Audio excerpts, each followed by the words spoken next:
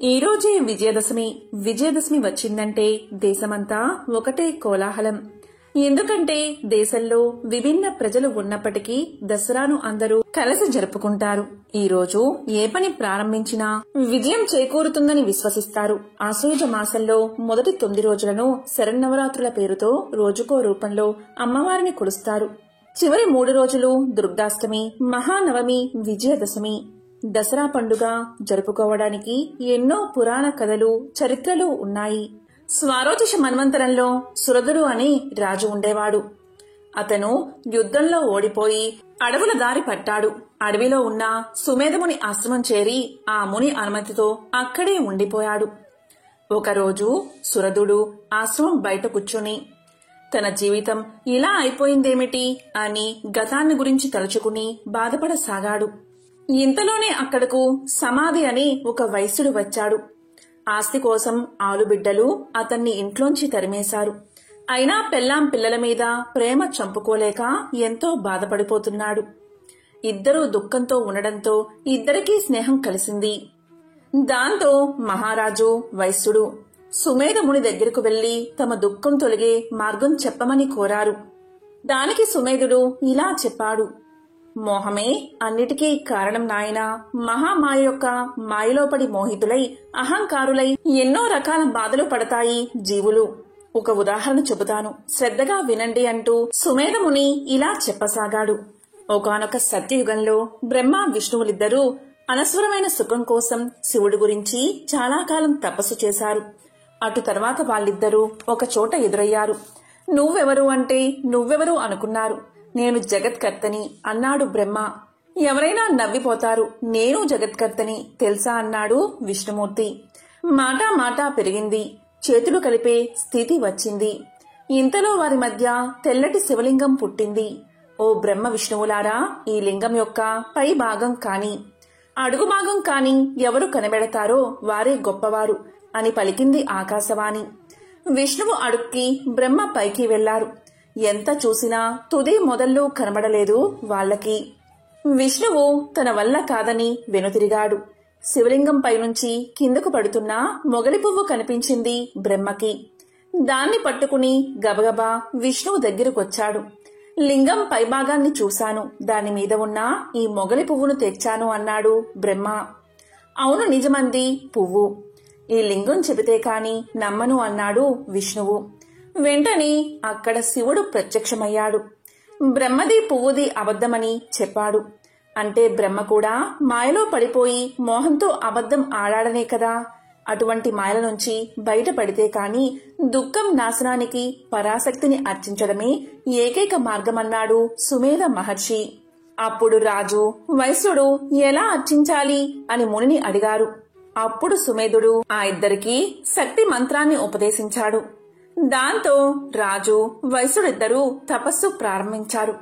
వారిద్దరూ 3 సంవత్సరాల పాటు తపస్సు చేశారు.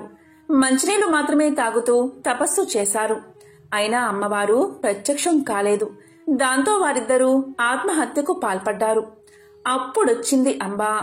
సానుసయ వాక్యాలతో సేద తీర్చింది. ఆ ఇద్దరిని వరం కోరుకోమంది. అప్పుడు సురదుడు తన రాజ్యాన్ని తనకి ఇప్పించమన్నాడు. అలాగే వైశ్యుడైన సమాధుడు ముక్తిని ఇమ్మన్నాడు. ఈ బంధాల్లోంచి విముక్తి కలిగించమన్నాడు. అంబ వరాలిచ్చింది. దాంతో వైశ్యుడైన సమాధి దేశాల పట్టి పోయాడు. జన్మాంతంలో మోక్షాన్ని పొందాడు.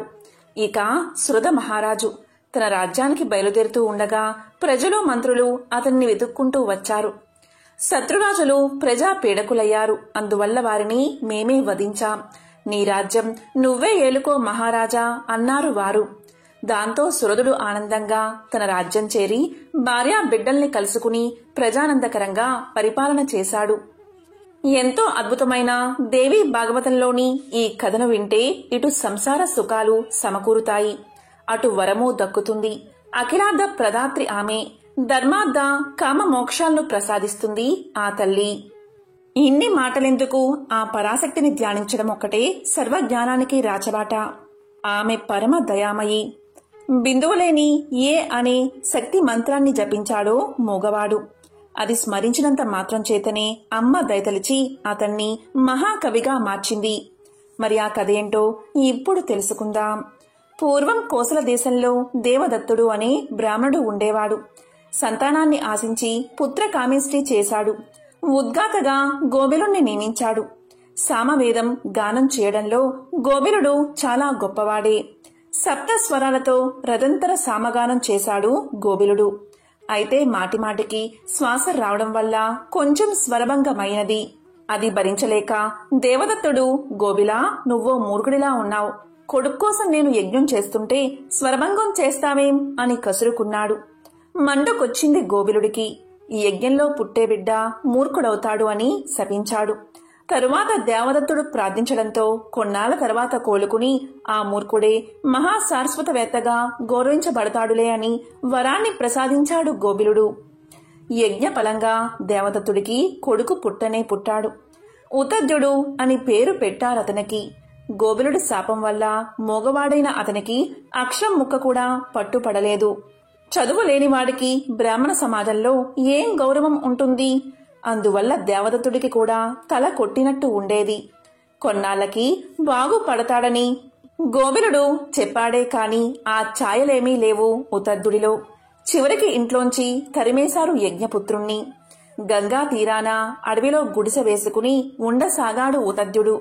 నోట పలుకులేదన్న మాటే కాని అతనేనాడు సత్యానికి ఎడం కాలేదు. అతని సత్ప్రవర్తన, సత్యతపం చూసి అందరూ అతన్ని సత్యవ్రతుడు అని పిలిచేవారు.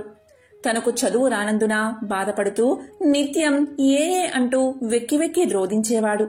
మాటలు రాని ఆ యువకుడు నోటికి పట్టిన ఏలనే మరణం చెయ్యసాగాడు. మరణం వల్ల అది మంత్రంగా పరిణమించింది. ఏం అనే పరాశక్తి మంత్రంలో అనుస్వారం లేని ఏని. అదే పనిగా జపించాడతను. ఇలా ఉండగా ఒకనాడు బాణం దెబ్బతిన్న పంది ఒకటి పరుగున వచ్చి సత్యవ్రతుడి కళ్ల ముందే పొదల్లో దూరి దాక్కుంది. అంతలోని విల్లంబులు ధరించిన కిరాతకుడు పందిని వెతుకుతూ అటుగా వచ్చాడు. అతనికి సత్యవ్రతుడి గురించి బాగా తెలుసు. అందువల్ల వేటగాడు ఇలా పలికాడు: సత్యవ్రత, నువ్వు సత్యం తప్పవని నాకు తెలుసు. అవతల నా భార్యాబిడ్డలు ఆకలితో అలమటిస్తున్నారు. ఒక పందిని వేశాను, అది తప్పించుకుంది. దాన్ని పట్టుకెళ్లకపోతే నా కుటుంబం ఆకలితో చచ్చిపోతుంది. దయచేసి ఇటుగా వచ్చిన ఆ పంది ఏమైందో చెప్పు అన్నాడు వేటగాడు. ఆ మాటలు విని కంగు తిన్నాడు సత్యవ్రతుడు. పందిజాడ చెబితే దాని ప్రాణం పోతుంది, చెప్పకపోతే బోయవాడి కుటుంబం ఆకలి చావు చస్తుంది. సత్యం చెప్పడమా మానడమా? సత్యం చెప్పకపోతే ఎలా? అయ్యో, నాకే చదువు వచ్చి ఉంటే ఎంత బావుండేది అనుకుంటూ అనుకుంటూ నిలబడిపోయాడు. సరిగ్గా అప్పుడే పరాశక్తి అనుగ్రహించింది. ఉన్నవాడు ఉన్నట్టుగానే బోయవాడితో శ్లోకం రూపంలో ఇలా చెప్పాడు: ఏది చూస్తుందో అది పలకలేదు అంటే కన్నుకి మాటలు రావు. ఏది పలుకుతుందో అది చూడలేదు అంటే నోటికి చూపులేదు. స్వకార్యం కోసం వచ్చిన ఓ బోయవాడా, ఎందుకు నన్నిలా పదే పదే అడుగుతావు అని అనగానే బోయవాడు తలవంచుకుని వెళ్లిపోయాడు. ఆ విధంగా దేవి అనుగ్రహంతో వాక్కు వచ్చిన సత్యవ్రతుడు త్వరలోని మహాకవిగా, పండితుడిగా పేరుగాంచాడు. అంటే దేవి కృప ఉండాలే కాని అసాధ్యమనేది ఏదీ ఉండదన్నమాట. ఒకసారి స్వర్గంలో దేవహితుడైన విశ్వకర్మకు ఇంద్రుడికి చిన్న చిన్న అంతఃస్పర్ధలు ఏర్పడ్డాయి. ఆ కారణంగా తపోశాలి అయిన విశ్వకర్మ త్రిశురుణ్ణి కొడుకుగా కన్నాడు.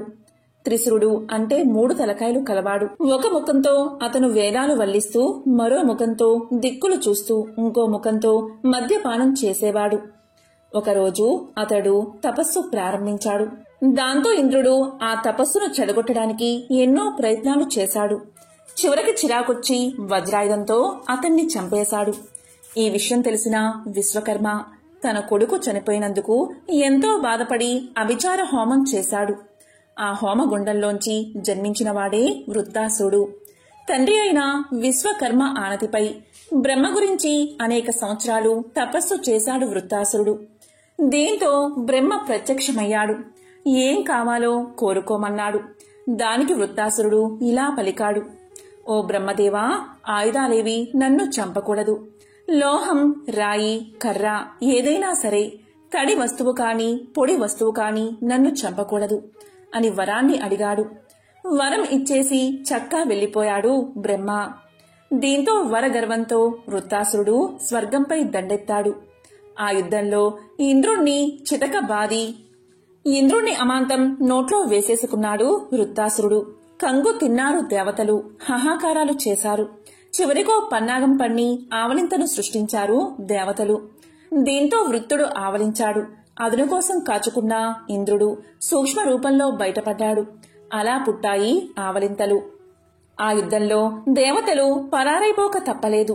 వృత్తుడు స్వర్గ సింహాసనం అధిష్ఠించాడు. విశ్వకర్మ తన కొడుకును చూసుకుని చాలా ఆనందించాడు. ఓడిపోయిన ఇంద్రాదులు బ్రహ్మను శివుణ్ణి ముందుంచుకుని విష్ణువును శరణు వేడారు.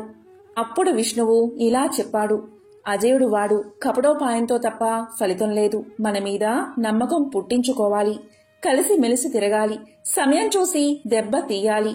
నేను రహస్యంగా వజ్రాయుధంలో దాక్కుని ఉండి వృత్తుణ్ణి సంహరిస్తాను.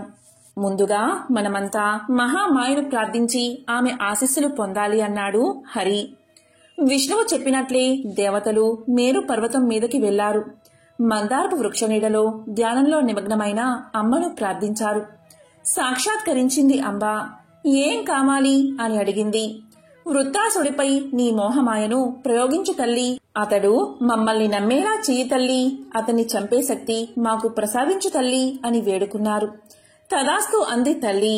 తరువాత దేవతలు వృత్తుడి దగ్గరకు ముళ్లను పంపారు. మునులు వృత్తుడికి నచ్చ చెప్పారు. వృత్తుడు ఒకసారి సముద్ర తీరాన విహరిస్తున్నాడు. ఇది కనిపెట్టాడు ఇంద్రుడు.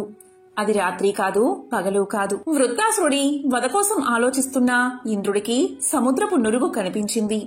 నురుగు తడి కాదు, ఆయుధమూ కాదు. ఇంద్రుడి మనసరిగిన ఆ దేవి నురగలో చేరింది. విష్ణువు తన శక్తిని అందులో ప్రవేశపెట్టాడు. ఇంద్రుడు అంతర్గతంగా ఉన్న వజ్రాన్ని నురగలో ముంచాడు. ఒక్క దెబ్బతో వృత్తాసురుణ్ణి చంపేశాడు. దేవి సముద్రం నొరగలో చేరగానే ఆమె మహిమ వల్ల వృత్రుడికి మతి చెడింది. అందువల్లే అతను మరణించాడు. కనుకనే అమ్మవారికి వకిత్రాసుర సంహారిణి అనే పేరు వచ్చింది. దెబ్బ తీసింది దేవేంద్రుడు కనుక అతనికి వృతహంత అనే పేరు వచ్చింది. వృత్రుణ్ణి చంపానన్న మాటే కాని ఇంద్రుడికి మనసులో లేదు. వృత్రుడు చావాలని కోరుకున్న వాళ్లు కూడా ఇంద్రుడిని నిందించారు. బ్రాహ్మణుని చంపాడని దూషించారు. బ్రహ్మహత్యా పాతకం అతన్ని పీడించసాగింది. దీంతో మానసికంగా కుంగిపోయిన ఇంద్రుడు మానస సరోవరానికి చేరాడు. అక్కడ తామర పువ్వు తూడులో దాక్కున్నాడు. ఇంద్రుడు కనబడకపోవడంతో దేవతలు కంగారు పడ్డారు. తాత్కాలిక ఇంద్రుడిగా నహుషుణ్ణి నియమించారు. ఇంద్రుడు ఎక్కడ ఉన్నాడో తెలియక దేవతలందరూ కలిసి విష్ణుమూర్తికి తమ గోడు విన్నవించుకున్నారు. అప్పుడు విష్ణువు ఇలా చెప్పాడు: ఇంద్రుడు మానస సరోవరంలో ఉన్నాడు. మీరెళ్లి అతని చేత అశ్వమేధం చేయించండి. పరాశక్తికి ఇష్టమైన యాగమది. దాంతో పాపాలన్నీ తొలగిపోతాయి అని చెప్పాడు విష్ణువు. అప్పుడు దేవతలు ఇంద్రుడి చేత అశ్వమేధం చేయించారు. విష్ణువు స్వయంగా వచ్చి బ్రహ్మహత్యా పాతకాన్ని ఇంద్రుడి నుంచి వైదొలగించాడు. చెట్లకి, నదులకి, కొండలకి, స్త్రీలకి పంచి పెట్టాడు దాన్ని. పాపాలు చెల్లిపోయినా కాలం ఇంకా బాగాలేని కారణంగా ఇంద్రుడు అక్కడే ఉండిపోయాడు. దీంతో ఇంద్రుడి భార్య అయిన సచీదేవి బృహస్పతి సలహాపై పరాశక్తిని ధ్యానించింది. బలులు, పుష్పాలు సమర్పించింది. భోగాలను పరిత్యజించింది. ఆమె దీక్షకు మెచ్చి జగదంబ సాక్షాత్కరించింది. ఆమె ఇలా పలికింది: సచీదేవి, దిగులు పడకు. వెళ్లి నీ భర్తను కలుసుకునిరా. తక్కిన పని నేను చక్కబెడతాను అంది అంబ. అమ్మవారి ఆశీర్వాదం వల్ల ఇంద్రుడు తన ఇంద్ర పదవిని తిరిగి దక్కించుకోగలిగాడు. దేవదానవులు కలిసి పాలసముద్రాన్ని మదించినప్పుడు విజయదశమి రోజునే అమృతం ఉద్భవించిందని ఇతిహాసాల్లో పేర్కొన్నారు. ఇవి నవరాత్రుల్లో 10వ రోజు. ఈ రోజు అమ్మవారిని రాజరాజేశ్వరీదేవిగా అలంకరణ చేసి పూజిస్తారు. ఎంతో పవిత్రమైన విశేషమైన రోజు ఇది. నవరాత్రుల్లో ఈ రోజే ఆఖరి రోజు. విజయవాడ కనకదుర్గ ఆలయంలో అమ్మవారు ఈ రూపంలో మధ్యాహ్నం 1 గంట నుంచి రాత్రి 11 గంటల వరకు దర్శనం ఇస్తుంది. ఈ రోజును విజయదశమిగా జరుపుకుంటారు. పరమేశ్వరుణ్ణి అంకమును ఆసనంగా చేసుకుని చేతిలో చెరుకుగడతో చిరుమంద హాసంతో శోభాయమానమై ప్రకాశించే జగన్మాతను భక్తితో పూజించాలి. అనంత శక్తి స్వరూపిణి అయిన ఈ తల్లి శ్రీ చక్రానికి అధిష్టాన దేవత, త్రిపురత్రయంలో తృతీయ దేవత.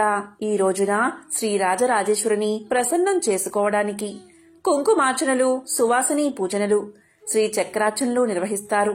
వాహనాలకు, వ్యవసాయ పనిముట్లకు పసుపు కుంకుమ బొట్లు పెట్టి పూలమాలను అలంకరించి పూజలు చేస్తారు.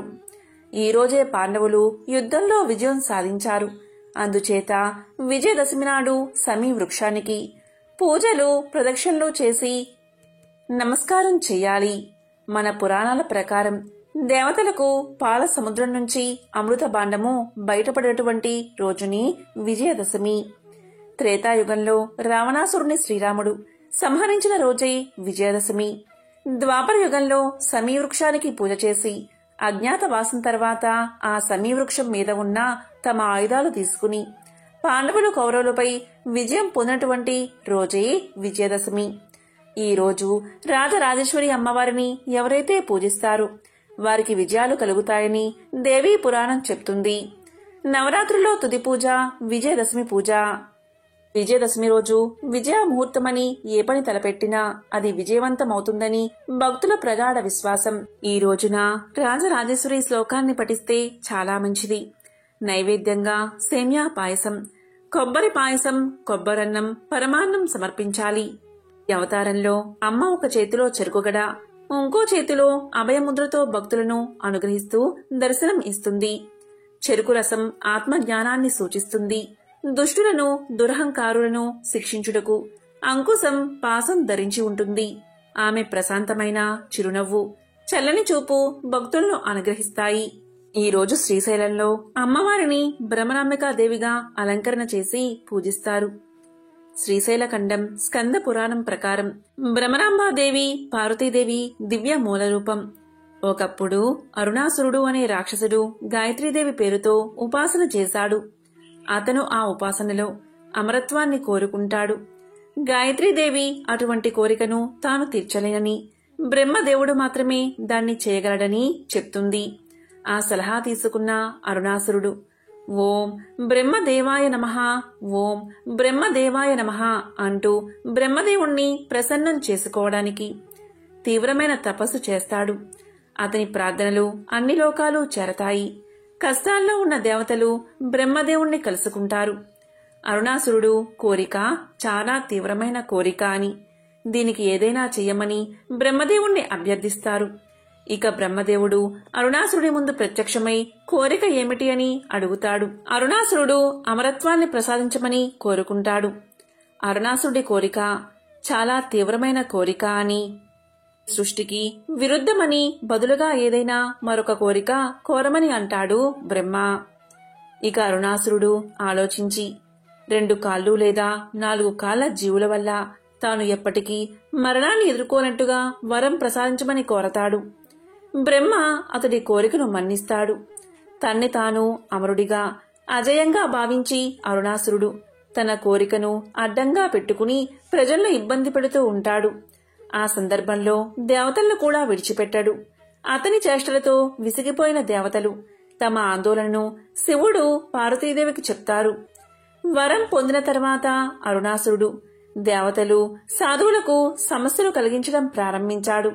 అతని అపారమైన శక్తి కారణంగా దేవతలు అతన్ని ఓడించలేకపోయారు. దీంతో వారు దుర్గాదేవి వద్దకు వెళ్లి తమను రక్షించమని ప్రసన్నం చేసుకున్నారు. వారి అభ్యర్థనకు సమాధానంగా దుర్గాదేవి భ్రమరి లేదా భ్రమరాంబిక రూపాన్ని తీసుకుంటుంది. రాక్షసుణ్ణి చంపడానికి అతను పొందిన వరానికి భిన్నంగా 1006 కాళ్ల తేనెటీగలను సృష్టించి వాటిని అరుణాసురుడు రాక్షసుడిపైకి వదులుతుంది. తేనెటీగల దాడికి అరుణాసుర రాక్షసుడు మరణిస్తాడు. ఆ తర్వాత అమ్మవారు శ్రీశైలంలో భ్రమరాంబిక రూపంలో వెనుతిరిగింది. ఇక భ్రమరాంబిక కథను శివుడే సాక్షాత్తు స్వయంగా పార్వతీదేవికి చెప్తాడు. పార్వతి, నీ మహిమ వల్ల అష్టాదశ శక్తి పీఠాలన్నీ ప్రాముఖ్యతను సంతరించుకున్నాయి. అయితే శరీర భాగాలంటిలో గొంతు ఎంత ముఖ్యమో అష్టాదశ శక్తిపీఠాలంటిలో శ్రీశైలానికి అంత ప్రాధాన్యత ఉంది. దేవి, శ్రీశైలంలో నీ భౌతిక రూపం ఉంది. ఆ మహాపీఠంలో శ్రీశైలంలో నా పక్కనే భ్రమరాంబికగా దేవతలందరూ నిన్ను సేవిస్తున్నారు. ఆ విధంగా భ్రమరాంబికాదేవి రూపంలో 3 లోకాలను అనేక రకాలుగా కాపాడుతూ ఉన్నావు. ఈ ప్రక్రియ నిరంతరం కొనసాగుతూ ఉంటుంది. వరాలను ఇచ్చే అనేక దేవుళ్లలో శ్రీ భ్రమరాంబికాదేవి లాంటి వారు మరొకరు లేరు. వేదాల తల్లి అని పిలువబడేది ఆమె మాత్రమే అయినప్పటికీ ప్రపంచాన్ని రక్షించడానికి ఆమె చాలా మంది రూపంలో దేవతా అవతారాలను అలంకరించింది. భ్రమరాంబికాదేవి దివ్య ఆశీర్వాదం, చిరకాలం దీర్ఘాయువు, విజయం, ఆరోగ్యం, శ్రేయస్సు కోరుకునే భక్తులకు వరాలు ప్రసాదిస్తుంది. భ్రమరాంబికా దేవత అనారోగ్యాలను, అకాల మరణాలను నాశనం చేస్తుంది. శుభం, అదృష్టాన్ని ఇస్తుంది. భ్రమరాంబికాదేవి భయాందోళనలను, శత్రువులను నాశనం చేస్తుంది. భక్తులు కోరుకున్నదంతా ప్రసాదిస్తుంది. ఆకర్షణ శక్తిని వరిస్తుంది. అపారమైన జ్ఞానాన్ని అందిస్తుంది. ఈ విధంగా భ్రమరాంబిక సకల వరాలకు దేవతగా ఆలయానికి పడమర దిక్కున ఉంటుంది అని శివుడే పార్వతీదేవికి తెలియచేశాడు. దేవీ నవరాత్రులు జరిగినన్ని రోజులు దేశం మొత్తం ఎంతో ఘనంగా అమ్మవారిని స్మరించుకుంటారు. అయితే అమ్మవారి అష్టాదశ శక్తిపీఠాలు ఉన్న ప్రాంతాల్లో పూజలు మరింత ప్రత్యేకం. ఆ ప్రాంతాల గురించి తెలుసుకుంటే జన్మ ధన్యమైనట్టే. లంకాయం శంకరీదేవి కామాక్షి కాంచికాపురే అనే శ్లోకం అందరికీ తెలిసే ఉంటుంది. ఇది ఆది శంకరాచార్యుల వారు చెప్పిన శ్లోకం. అష్టాదశ శక్తి పీఠాల విషయంలో దీన్నే ప్రామాణికంగా తీసుకుంటున్నారు. ఆది శంకరులు ఈ 18 క్షేత్రాలను దర్శించి శ్రీచక్ర ప్రతిష్ఠ చేశారని ప్రతీతి. వీటిలో 4 శక్తిపీఠాలు మన రాష్ట్రంలోనే ఉన్నాయి. అవి శ్రీశైలం, అలంపురం, పీఠాపురం, ద్రాక్షారామం. మిగిలిన వాటిలో 12 దేశంలోని వివిధ రాష్ట్రాల్లో ఉండగా మిగిలిన వాటిలో 1 శ్రీలంకలోనూ, 2వది కాశ్మీర్లోనూ ఉంది. ఈ 18 శక్తిపీఠాల్లో 3 గయా క్షేత్రాలు, గయా, శిరోగయ, పిఠాపురం, పాదగయ, జాజ్పూర్, నాభిగయ. 2 జ్యోతిర్లింగ క్షేత్రాలు అంటే శ్రీశైలం, ఉజ్జయిని ఉండడం మరో విశేషం. అసలు శక్తిపీఠాల వెనుక ఉన్న కథను ఇప్పుడు తెలుసుకుందాం. ఒకప్పుడు దక్షుడు బృహస్పతి యాగం చేసినప్పుడు అందరినీ ఆహ్వానించాడు కాని కూతురుని, అల్లుణ్ణి పిలవలేదు. ఎందుకంటే దక్షుని కుమార్తె సతీదేవి. ఈమెనే దాక్షాయిని అని కూడా పిలుస్తారు. తండ్రి మాటకు విరుద్ధంగా శివుణ్ణి పెళ్లాడింది. పుట్టింటివారు ప్రత్యేకంగా పిలవాలా ఏమిటి అని సతీదేవి శివుడు ఎంత వారించినా వినకుండా ప్రమదగణాలను వెంటబెట్టుకుని యాగానికి వెళ్ళింది. కాని అక్కడ అవమానానికి గురయింది. ముఖ్యంగా శివనింద సహించలేక ఆమె యోగాగ్నిలో భస్మమైంది. దీంతో ఆగ్రహించిన శివుడు తన గణాలతో యాగశాలను ధ్వంసం చేశాడు. కాని సతీ వియోగ దుఃఖం తీరని శివుడు ఆమె మృత శరీరాన్ని అంటిపెట్టుకుని ఉండి తన జగద్ రక్షణ కార్యాన్ని మానేశాడు. ఇక దేవతల ప్రార్థనలు మన్నించి విష్ణుమూర్తి తన సుదర్శన చక్రంతో ఆ దేహాన్ని ఖండాలుగా చేసి శివుడిని కర్తవ్యోన్ముఖుణ్ణి చేశాడు విష్ణుమూర్తి. ఇక సతీదేవి శరీర భాగాలు పడిన స్థలాలు శక్తిపీఠాలుగా భక్తులకు, ముఖ్యంగా తంత్ర సాధకులకు ఆరాధనా స్థలాలు అయ్యాయి. ప్రతి శక్తిపీఠంలోనూ దాక్షాయిని మాత భైరవుని తోడుగా దర్శనమిస్తుంది. లంకాయం శంకరీదేవి కామాక్షి కాంచికాపురే, ప్రద్యుమ్నే శృంగలాదేవి చాముండి క్రౌంచ పట్టనే, అలంపురే జోగులాంబ శ్రీశైలే భ్రమరాంబిక, కోల్హాపురే మహాలక్ష్మి ముహుర్యే ఏకవీరిక, ఉజ్జయిన్యాం మహాకాళి పీఠిక్యాం పురుహుతిక, ఓడ్యాయాం గిరిజాదేవి మాణిక్యా దక్షవాటికే, హరిక్షేత్రే కామరూప ప్రయాగే మాధవేశ్వరి, జ్వాలాయం వైష్ణవీదేవి గయా మాంగళ్య గౌరిక, వారణాస్యాం విశాలాక్షి కాశ్మీరేషు సరస్వతి, అష్టాదశ సుపీఠాని యోగినామపి దుర్లభం, సాయంకాలే పటే నిత్యం సర్వశత్రు వినాశనం, సర్వరోగహరం దివ్యం సర్వ సంపత్కరం శుభం. ఇక క్షేత్రాల గురించి వివరణ తెలుసుకుందాం. సాంకరీదేవి. లంకాయాం సాంకరీదేవి అంటే మునులు ఋషుల లెక్క ప్రకారం ఈ క్షేత్రం శ్రీలంకలో కాదు, భూమధ్య రేఖకు 0 డిగ్రీల వద్ద ఉండేదట ఒకప్పుడు. ప్రస్తుతం ట్రింకోమలి శ్రీలంకలోని ఒక కొండపై ఉండే శిథిల ఆలయాన్ని సాంకరీదేవి కొలువైన చోటుగా భావిస్తున్నారు. ప్రస్తుతం అక్కడ ఆ శిథిలాలయం కూడా లేదు. 17వ శతాబ్దంలో పోర్చుగీసు వారు దండయాత్ర చేసి ఈ గుడిని కూలగొట్టేశారని చారిత్రక ఆధారాలను బట్టి తెలుస్తుంది. ప్రస్తుతం అక్కడొక స్తంభం మాత్రమే ఉంటుంది. సతీదేవి ఖండిత శరీర భాగాల్లో గజ్జ భాగము శ్రీలంకలోని ట్రింకోమలి నందు పడింది. అష్టాదశ శక్తిపీఠాల్లో మొదటి శక్తిపీఠం శ్రీలంకలోని సాంక్రీదేవి శక్తిపీఠం. ఇక స్థల పురాణంలోకి వెళ్తే లంకాదేశుడైన రావణాసురుడు కైలాసం నుంచి పార్వతీదేవిని తన రాజ్యానికి తీసుకువెళ్లాలని భావించాడు. కైలాసానికి వెళ్లి బలవంతంగా పార్వతీదేవిని తీసుకువెళ్లే ప్రయత్నం చేశాడు. దీంతో కోపగించిన పార్వతీదేవి రావణాసురుడిని అస్త్రబంధనం చేసింది. దీంతో బలగర్వం నశించిన రావణాసురుడు పార్వతీదేవిని అనేక రకాలుగా భక్తితో ప్రార్థించాడు. ఇక రావణాసురుడి భక్తికి మెచ్చిన అమ్మవారు ప్రసన్నమై వరం కోరుకోమంది. దాంతో రావణాసురుడు తన రాజ్యంలో కొలువుతీరి తన్ని తన ప్రజలను రాజ్యాన్ని రక్షిస్తూ ఉండమని వరం కోరుకున్నాడు. అందుకు పార్వతీదేవి ఇలా పలికింది: రావణా, నీవు అనేక అకృత్యాలు చేస్తున్నావు. అందువల్ల నీ రాజ్యం సముద్రంలో మునిగిపోయి కుచించుకుపోతుంది. నీకు వరం ప్రసాదించి నేను వచ్చి నీ రాజ్యంలో ఉంటాను. అయితే నీవు అకృత్యాలు చేయనంత కాలం నేను నీ రాజ్యంలో ఉంటాను. నీవు మళ్లీ అకృత్యాలు చేసిన మరుక్షణం నేను నీ రాజ్యం వదిలి వెళ్లిపోతాను. నేను వెళ్లిన తర్వాత నీకు కష్టాలు ప్రారంభమై నీ పాలన అంతమొందుతుంది అని పలికింది అమ్మవారు. అందుకు రావణాసురుడు అంగీకరించగా పార్వతీదేవి లంకా రాజ్యంలో సాంకరీదేవిగా కొలువుతీరి ఆరాధనలు అందుకోసాగింది. తరువాత కొంతకాలానికి రావణాసురుడు సీతాదేవిని తీసుకువచ్చి అశోకవనంలో బంధించాడు. ఆ మరునాడు సాంకరీదేవిని దర్శించుకోవడానికి వెళ్లిన రావణాసురుడితో అమ్మవారు ఇలా పలికింది: రావణ, సీతాదేవిని బంధించి నీవు తప్పు చేశావు. నీవు ఆమెను వదిలిపెట్టు, లేదంటే నేను నీ రాజ్యం వదిలి వెళ్లిపోతాను అని పలికింది. సాంకరీదేవి మాటలను రావణాసురుడు ఖాతరు చేయకపోవడంతో లంకను అమ్మవారు వదిలి వెళ్లిపోసాగింది. ఈ సమయంలో మహర్షులు లంక వదిలి వెళ్లినా భూలోకం వదిలి వెళ్లవద్దని ప్రార్థించడంతో అమ్మవారు దక్షిణం నుంచి ఉత్తరానికి సాగిపోయి హిమాలయం, కాశ్మీరం మొదలైన క్షేత్రాల్లో నిలబడిపోయిందని చెప్తారు. మహర్షులు ఆ దేవిని బనశంకరి అని పిలిచారు. ఆ విధంగా దేవి వెళ్లిపోవడంతో శక్తిపీఠం కాలగర్భంలో కలిసిపోయిందని భావిస్తారు. కొందరు రావణ సంహారానంతరం సాంకరీదేవి తిరిగి లంకలో మహర్షుల చేత ప్రతిష్ఠించబడిందని భావిస్తారు. అయితే అనేక వివాదాలు ఉన్నా ప్రస్తుతం శ్రీలంక దేశంలోని ట్రింకోమలి పట్టణంలో ఉన్న దేవి ఆలయాన్ని ప్రథమ శక్తిపీఠంగా భావిస్తున్నారు.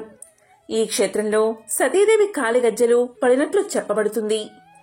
ఇక రెండవ శక్తిపీఠం కామాక్షిదేవిది.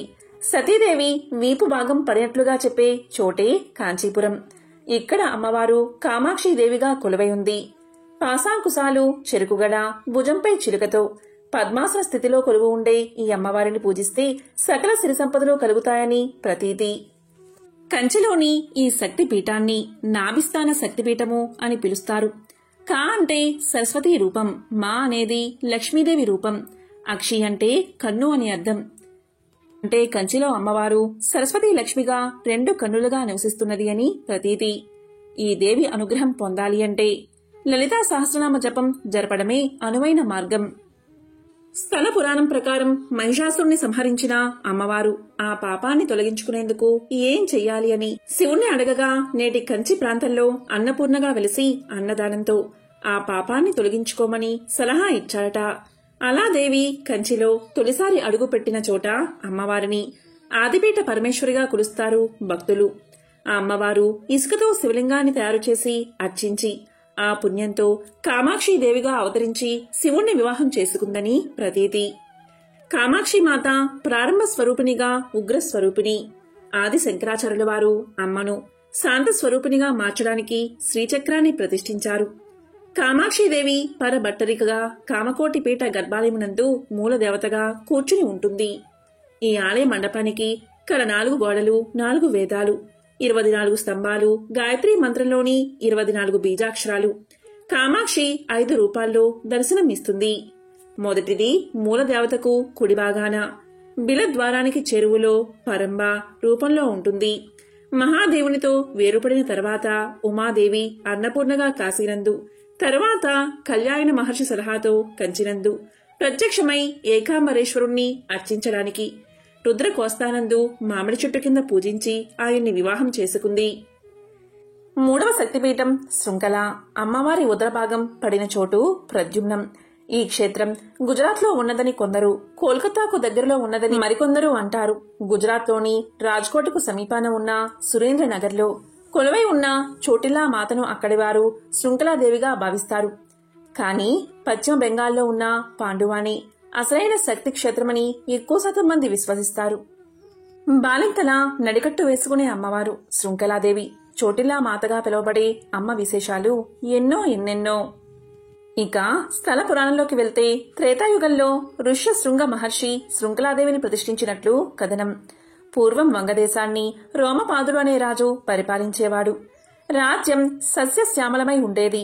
అయితే ఒకసారి తీవ్రమైన కరువు పరిస్థితులు ఏర్పడి ప్రజలు విలువిల్లాడసాగారు. కరువు గురించి తీవ్రమైన ఆలోచనలు చేసిన రోమపాదుడు ఋష్యశృంగుని గురించి విన్నాడు. ఋష్యశృంగ మహర్షి తపోబల సంపన్నుడు. ఆయన ఎక్కడ కాలు మోపితే అక్కడ సస్యశ్యామలమే. ఈ విషయం గురించి విన్న రోమపాదుడు ఋష్యశృంగుణ్ణి తీసుకువచ్చేందుకు కొందరు యువతులను ఆశ్రమానికి పంపాడు. అంతవరకు ఆశ్రమం వదిలి బయటకు వెళ్లని ఆ మహర్షి మునికుమారులు మినహా ఇతరులను చూసి ఎరగడు. దీంతో యువతులను చూసి ఆశ్చర్యపడి వారి ఆశ్రమాలు ఎంత అందంగా ఉంటాయో చూడాలి అనే ఉత్సాహంతో అతను వంగదేశాన్ని చేరుకున్నాడు.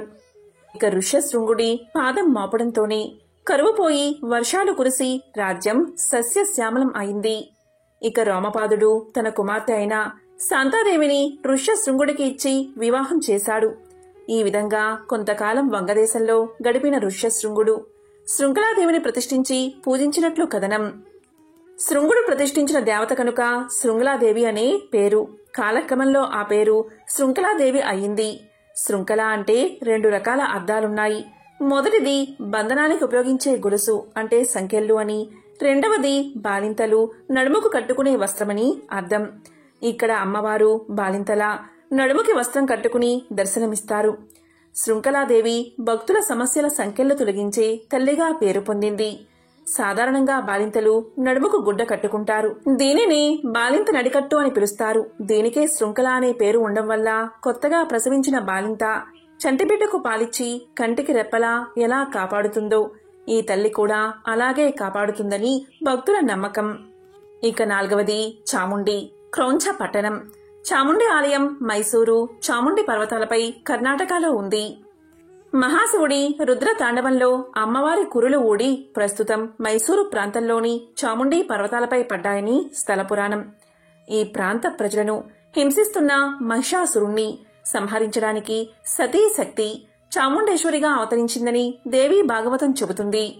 ఈ ఆలయంలో అమ్మవారు స్వర్ణ విగ్రహ రూపంలో కొలువై భక్తుల పూజలు అందుకుంటుంది.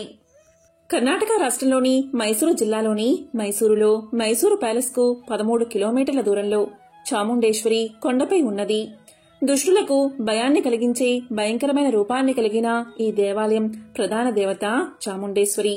ఈ దేవతను పార్వతి అని, శక్తి అని, దుర్గా అని అనేక రకాల పేర్లతో పిలుస్తూ ఉంటారు.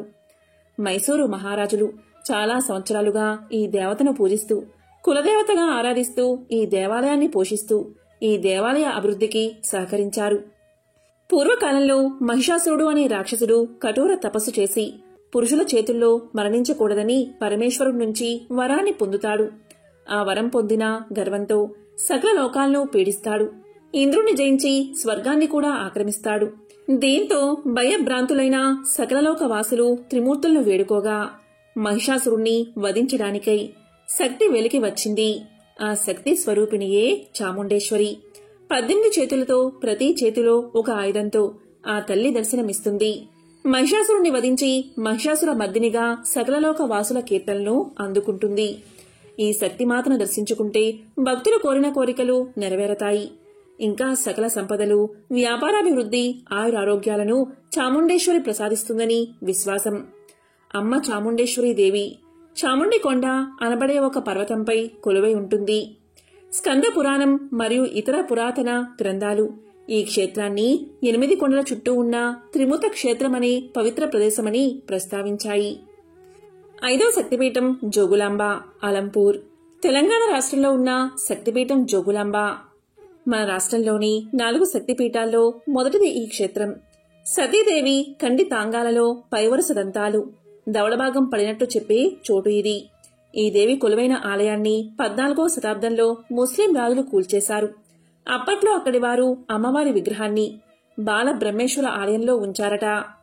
2004లో కొత్తగా గుడి కట్టి జోగులాంబాదేవిని అక్కడ ప్రతిష్ఠించారు. ఈ ఆలయం చుట్టూ ఒక నీటి గుండం ఉంటుంది. జోగులాంబ ఉగ్ర స్వరూపిణి కాబట్టి ఆ తల్లిని శాంతింప చేసేందుకే ఈ ఏర్పాట్లు అని చెబుతారు స్థానికులు. ఇక్కడ అమ్మవారు తేజవంతంగా దర్శనమిస్తుంది.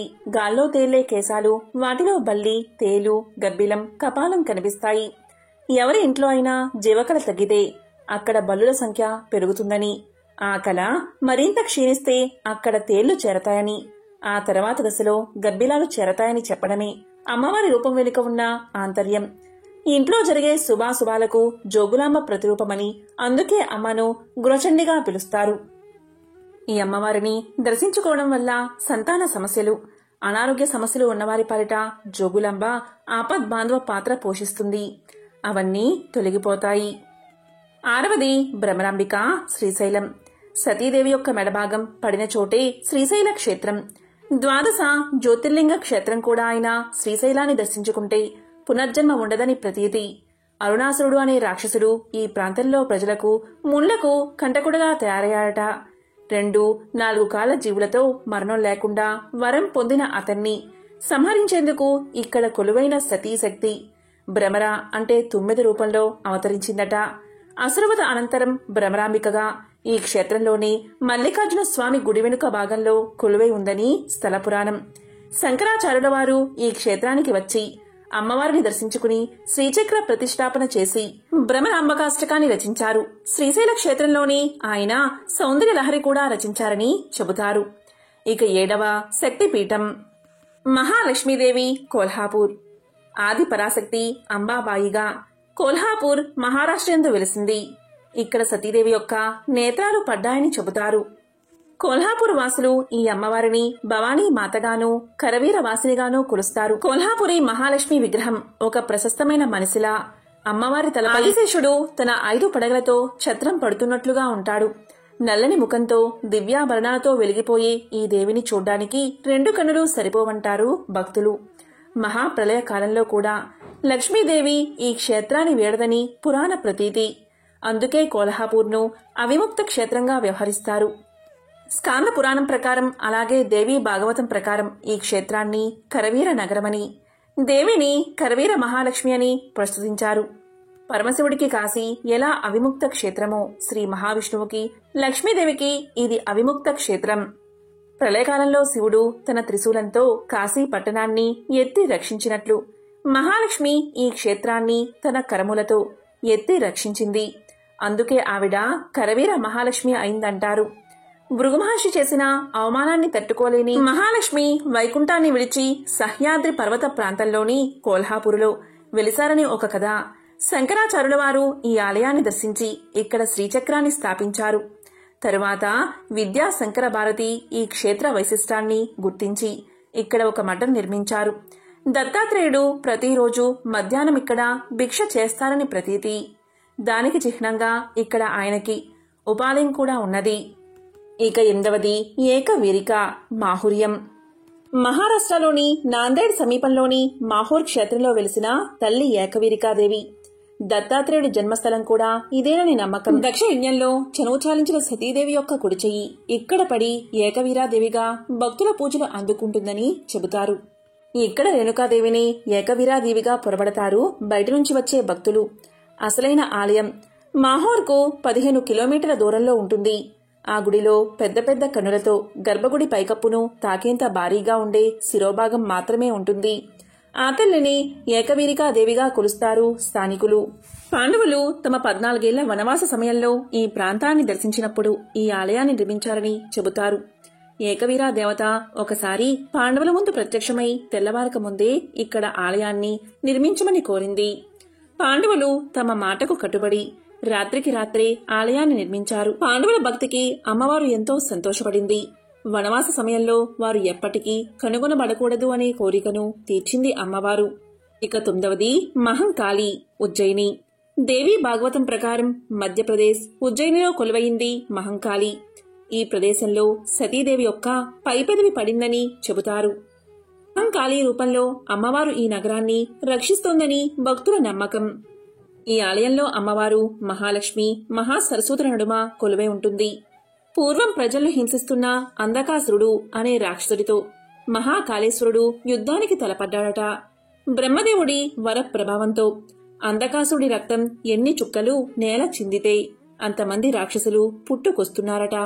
అప్పుడు ఆదిపరాశక్తి కాళికాదేవి అవతారం దాల్చి యుద్ధ భూమిలో నిలిచి తన పొడవైన నాలుక చాచి అంధకాసుడి రక్తం ఒక్క బొట్టు కూడా నేల చిందకుండా తాగేసిందని స్థల పురాణం చెబుతుంది. స్థానికులు ఈ దేవిని గ్రహ కాళికగా కొలుస్తారు.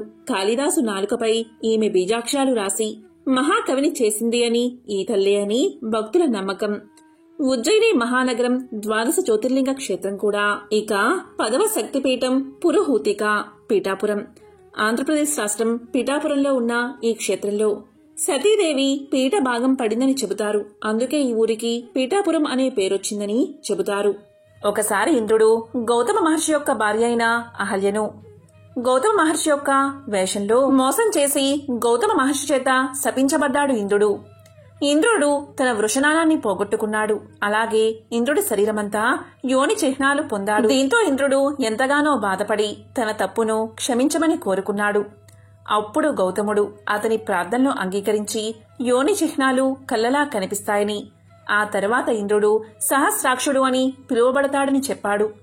కాని ఇంద్రుడు తన వృషణాన్ని కోల్పోయాడు. వాటిని తిరిగి పొందాలి అనుకున్నాడు. అప్పుడు తన రాజ్యాన్ని వదిలి పీఠికాపురికి వచ్చి జగన్మాతకు తన ప్రార్థనలు చేసి తపస్సు చేశాడు. ఇలా జరిగిన చాలా కాలం తర్వాత జగన్మాత ఇంద్రుడి ముందు ప్రత్యక్షమై సంపద మరియు వృషణాలను అనుగ్రహించింది.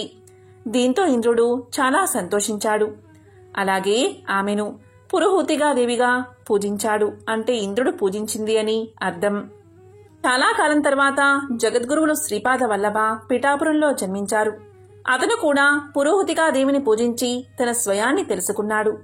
అతను దత్తాత్రేయ భగవానుడి అవతారమని చెబుతారు. ఇక 11వ శక్తిపీఠం గిరిజాదేవి ఒరిస్సా జాజ్పూర్లో వెలిసిన అమ్మవారు గిరిజాదేవి. ఇక్కడ అమ్మవారి నాభి భాగం పడిందని ప్రతీతి. గిరిజాదేవిని స్థానికులు బిరిజాదేవి, విరజాదేవి అనే పేర్లతో కొలుస్తారు. అమ్మవారి ముఖం మాత్రమే కనిపించేలా మిగతా విగ్రహాన్ని పూల దండలతోనూ బంగారు ఆభరణాలతోనూ అలంకరిస్తారు. సర్వాలంకృతయై మందస్మిత వదనంతో కనిపించే గిరిజాదేవిని ఎంతసేపు చూసినా తనివి తీరదు అంటారు భక్తులు. ఈ అమ్మవారి విగ్రహమును 2 చేతులు, ఒక చేతిలో మహిషాసురుని రొమ్ము, ఈటె గుచ్చుచు 2వ చేతిలో మహిషాసురుని తోక గట్టిగా లాగుతూ, ఒక కాలు సింహం పైనను మరొక కాలు మహిషాసురుడి రొమ్ము పైన కలిగి ఉంటుంది. మహిషాసురుడు గేద ఆకారంలో కనిపిస్తాడు. అమ్మవారి కిరీటంపై గణేశుడు, నెలవంక అలాగే లింగము ఉంటాయి. బీహార్లో సిరోగయ, ఒరిస్సాలోని గిరిజాదేవి దేవాలయ ప్రాంగణంలో ఉన్న నాభిగయ, ఆంధ్రప్రదేశ్లోని పిఠాపురంలో పురుహూతికా శక్తిపీఠంలోని పాదగయ, ఈ 3 గయలలో తమ పితృదేవతల ముక్తి కొరకు ఇక్కడ ఎంతో మంది పిండ ప్రదానం చేస్తారు. ఇక్కడ చేసే పితృదేవతల పూజలకు సంపూర్ణ ఫలితం లభిస్తుంది అంటారు. గయాక్షేత్రాల గురించి ఒక పురాణ కథ ఉంది. ఆ కథ ప్రకారం గయాసురుడు అనే రాక్షసుణ్ణి విష్ణుదేవుడు సంహరించిన తర్వాత అతని తల బీహార్లోని గయలో పడిందని, నాభి గిరిజాదేవి క్షేత్రంలో పడిందని, పాదాలు కాకినాడ దగ్గర ఉన్న పిఠాపురంలో పడ్డాయని తెలుస్తుంది. బీహార్లోని గయకు విష్ణు క్షేత్ర పాలకుడు అని, జాజీపూరులోని నాభిగయకు బ్రహ్మదేవుడు క్షేత్ర పాలకుడు అని, పాదగయకు పరమశివుడు క్షేత్ర పాలకుడు అంటారు. గిరిజాదేవి క్షేత్రంలో పిండాలను, పిండ ప్రదానానికి ఉపయోగించే ఆకులను, దర్భలను బావి ఉన్న ప్రదేశంలో వేస్తారు. వాటిని అక్కడి నుంచి తొలగించరు. వాటంతటా అవే సొరంగం గుండా గంగానదిలో కలుస్తాయని ఇక్కడ పూజారులు చెబుతారు. ఇదే ఇక్కడి ప్రత్యేకత. 12వ శక్తిపీఠం మాణిక్యాంబ శక్తిపీఠం ద్రాక్షారామం. ఆంధ్రప్రదేశ్ రాష్ట్రంలో ఉన్న ద్రాక్షారామంలో సతీదేవి ఎడమ చెంపభాగం పడింది. దక్ష వాటికగా పిలిచే ఈ పుణ్య ప్రదేశం పంచారామ క్షేత్రాల్లో ఒకటి. సతీదేవి తండ్రి అయిన దక్ష ప్రజాపతి రాజ్యంలోని దక్షిణ భాగమే ఈ ప్రాంతమని, ఆ చక్రవర్తి కొన్నాళ్లు ఇక్కడ ఉన్నాడని స్థలపురాణం చెబుతుంది. ఒకసారి వ్యాసమహర్షి కాశీకి వెళ్తే శివుడు ఆయన్ని పరీక్షించదలిచి తిండి దొరకకుండా చేశారట. అప్పుడు వ్యాసుడు కోపంతో కాశీ పట్టణాన్ని శపించబోగా అన్నపూర్ణాదేవి ప్రత్యక్షమై ఆయనకు, ఆయన పరివారానికి అన్నం పెట్టిందట. శివుడు మాత్రం వ్యాసుడిపై కోపంతో ఆయన్ని కాశీ విడిచిపెట్టి వెళ్లమన్నాడని అప్పుడు అన్నపూర్ణాదేవి వ్యాసుణ్ణి ద్రాక్షారామంలో కొంతకాలం ఉండమని చెప్పిందని పురాణ ప్రతీతి.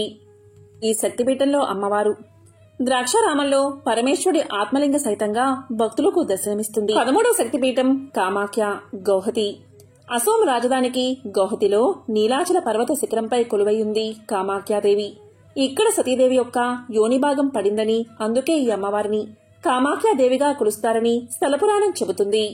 అందుకు నిదర్శనమా అన్నట్టు ఈ గుడిలో విగ్రహం ఉండదు. గర్భగుడిలో యోని భాగాన్ని తలపించే రాతి నిర్మాణం ఉంటుంది. సర్వకాల సర్వావస్థల్లోనూ ఆ భాగం నుంచి నీరు ఊటలా స్రవిస్తూ ఉంటుంది. ఏటా వేసవికాలంలో 3 రోజుల పాటు ఆ నీరు ఎర్రగా ఉంటుంది. ఈ సమయం దేవికి ఋతుస్రావ సమయంగా పరిగణిస్తారు భక్తులు. కామాఖ్యాదేవి అనేక రూపాలు ధరించి భక్తులకు చేరువై వారి వారి కోరికలు తీర్చే కల్పవల్లిగా ప్రసిద్ధి చెందింది. కామాఖ్యాదేవిని త్రిపుర శక్తిదాయినిగా కొలుచుకుంటారు. అమ్మవారి ఆలయ శక్తిపీఠం ముందే ఒక పుష్కరిణి కనిపిస్తుంది. ఇది ఎంతో శక్తివంతమైనది. దీన్ని ఇంద్రాది దేవతలు నిర్మించారంటారు. ఈ గుండానికి ప్రదక్షిణ చేస్తే భూ ప్రదక్షిణ చేసినంత ఫలం వస్తుందని భక్తుల నమ్మకం. ఇందులో నీరు ఎరుపు రంగులో ఉంటుంది. దీన్ని సౌభాగ్య కుండం, పాతక వినాశ కుండమని పిలుస్తారు. అమ్మవారి యోని శ్రావిత పవిత్ర జలాలతో పునీతమైన ఈ కుండంలో స్నానం చేస్తే ఎంతటి మహాపాతకాలైనా నశిస్తాయని, బ్రహ్మహత్యా పాతకమైన నివారణ అవుతుందని విశ్వాసం. ఇక 14వ శక్తిపీఠం మాధవేశ్వరి శక్తిపీఠం, ప్రయాగ. అమ్మవారి కుడిచేతి 4 వేళ్లు ప్రయాగ, అలహాబాద్ ప్రాంతంలో పడినట్లు చెబుతారు. సతీదేవి వేళ్లు పడిన ఈ ప్రదేశంలో కట్టిన ఈ ఆలయంలో విగ్రహం ఉండదు. 4 దిక్కులా సమానంగా ఉన్న ఒక పీఠం మాత్రం ఉంటుంది. దానిపై ఒక వస్త్రాన్ని హుండీలాగా వేలాడదీసి కింద ఉయ్యాల కడతారు. భక్తులు అక్కడే దీపారాధనలు చేసి అమ్మవారిని కొలిచినట్లు తృప్తి చెందుతారు. తాము తెచ్చే కానుకలను ఊయల్లో ఉంచుతారు. స్థానికులు ఈ అమ్మవారిని అలోపీదేవిగా కొలుస్తారు. పూర్వం ఈ ప్రాంతమంతా ఓ దట్టమైన అరణ్య ప్రదేశంగా ఉండేది. అలోపి అనే రాణి పెళ్లి చేసుకుని ఈ మార్గంలోనే అత్తవారింటికి కాపురానికి వెళ్తూ ఉంది. ఆమె ప్రయాణిస్తున్న పల్లకి ప్రయాగ వద్దకు రాగానే దోపిడీ ముఠ ఈ బృందంపై దాడి చేసి దోచుకుంది. అప్పుడు పెళ్లికూతురు అయిన రాణి అమ్మవారిని ప్రార్థించగా ఆవిడ పెళ్లికూతుర్ని మాయం చేసి ఆ దొంగల బారి నుంచి రక్షించిందట. ఆనాటి నుంచి ఆ దేవిని అలోపీదేవిగా పిలుస్తారు. అలోపి అంటే మాయమవడమని అర్థం. అప్పట్నుంచి ఇక్కడి వారు పెళ్లిళ్లకు ముందు ఈ అమ్మవారిని పూజించిన తర్వాతే శుభకార్యాన్ని మొదలు పెడతారు. జీవసృష్టి జరగడానికి ముందు ఇక్కడ బ్రహ్మ అనేక యాగాలు చేశారట. అందుకే దీనికి ప్రయాగ అనే పేరు వచ్చింది. ప్రా అంటే గొప్ప అని, అంటే యాగమని అర్థం. ఇక 15వ శక్తిపీఠం వైష్ణవీదేవి జ్వాలా క్షేత్రం. హిమాచల్ ప్రదేశ్ లో ఉన్న ఈ ఆలయంలో అమ్మవారి విగ్రహం బదులు 7 జ్వాలలు వెలుగుతూ ఉంటాయి. ఇక్కడ అమ్మవారి నాలుక భాగం పడిందని చెబుతారు. ఇక్కడ అమ్మవారు జ్వాలాముఖి. భూమిలోంచి వచ్చే సహజ వాయువుల జ్వాలని అమ్మవారి శక్తిగా భావిస్తారు భక్తులు. ఆ జ్వాలలు అవమాన భారానికి గురైన సతీదేవి ఆగ్రహానికి, శక్తికి సంకేతమని విశ్వసిస్తారు భక్తులు. కురు పాండవ సంగ్రామానికి ముందు శ్రీకృష్ణుడి ఆదేశానుసారం అర్జునుడు ఇక్కడ అమ్మవారిని పూజించి ఆమె దీవెనలు తీసుకున్నాడని వ్యాస భారతం చెబుతుంది. స్థల పురాణం ప్రకారం పాండవులు మొదటగా ఇక్కడ దేవాలయ నిర్మాణం చేశారని తెలుస్తుంది. త్రికూట పర్వతానికి పక్కన 5 రాతి కట్టడాలు ఉన్నాయి. వీటిని పంచ పాండవులకు ప్రతీకగా స్థానిక ప్రజలు భావిస్తారు. శ్రీధర పండితుడు అనే వ్యక్తి 700 సంవత్సరాలకు పూర్వం ఈ కొండ గుహలను కనుక్కున్నాడని చెబుతారు. తన ఇంటిలో ఉన్న పూజా సంపుటంలో అమ్మవారి విగ్రహం మాయమవడం చూసిన శ్రీధర పండితుడు కటిక ఉపవాసం చేస్తూ అమ్మవారికి మొరపెట్టుకోగా కల్లో దర్శనమిచ్చిన అమ్మవారు తాను పర్వత సానువుల్లో ఉన్నానని, దారి చూపించిందని, ఉపవాస దీక్ష మానవలసిందిగా ఆదేశించిందని, ఆమె ఆజ్ఞానుసారం శ్రీధర పండితుడు వెతుక్కుంటూ వెళ్లగా 3 రాతుల రూపంలో అమ్మవారు దర్శనం ఇచ్చిందని చెబుతారు. ఆ 3 మూర్తులే మహాసరస్వతి, మహాలక్ష్మి, మహాకాళి అవతారాలుగా శ్రీధర పండితుడు పూజించాడని చెబుతారు. తరువాత అమ్మవారి ప్రసాదంగా శ్రీధర పండితుడికి 4 కుమారులు జన్మించారని, తరువాత శ్రీధర పండితుడు తన శేష జీవితాన్ని అమ్మవారి సేవలోనే గడిపాడని ఒక స్థానిక కథ ఉంది అంటారు. ఇక 16వది మంగళ గౌరి, గయా. బీహార్లోని గయా ప్రాంతంలో సతీదేవి యొక్క స్తనభాగం పడిందని స్థలపురాణం చెబుతుంది. అందుకు నిదర్శనంగా వక్షోజాలను పోలిన నిర్మాణాన్ని మంగళ్య గౌరిగా పూజిస్తారు భక్తులు. ఇక 17వ శక్తిపీఠం విశాలాక్షీదేవి, వారణాసి. సతీదేవి యొక్క చెవి భాగం వారణాసిలో పడిందని స్థలపురాణం చెబుతుంది. సతీదేవి యొక్క చెవికుండలం కాశీలోని విశ్వేశ్వరుడి ఆలయ సమీపంలో పడిందని, అక్కడే అమ్మవారు విశాలాక్షిగా అవతరించిందని స్థల పురాణం చెప్తుంది. కాశీ విశాలాక్షి ఆలయంలో 2 విగ్రహాలు ఉంటాయి. ఒకటి పెద్దది, మరొకటి చిన్నది. వెనుక భాగంలో చిన్నగా కనిపించే విగ్రహమే అసలైనది. ఆ దేవిని ఆది విశాలాక్షిగా అర్చిస్తారు భక్తులు.